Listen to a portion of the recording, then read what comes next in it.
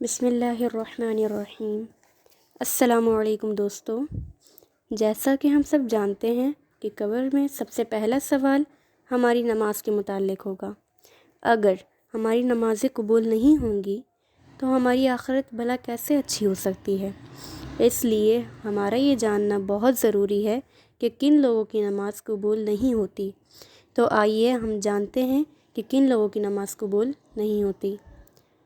Number 1، ماں باپ کا نافرمان۔ جو اولاد ماں باپ کی نافرمان ہوتی ہے اس کی نماز کبھی قبول نہیں ہوتی۔ نمبر 2، وہ عورت جس کا خاوند اس سے ناراض ہو۔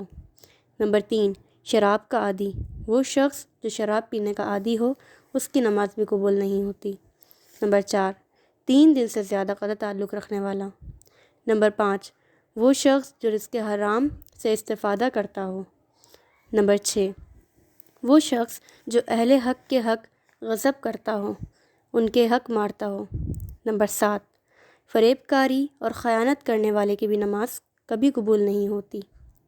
نمبر 8، مسلمانوں کو ایذا دینے والا۔ نمبر 2، وہ جس کا قلب نماز کے وقت حاضر نہ ہو۔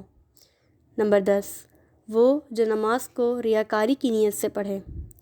نمبر 11، وہ جس کی نماز میں خشوع و خضوع نہ ہو۔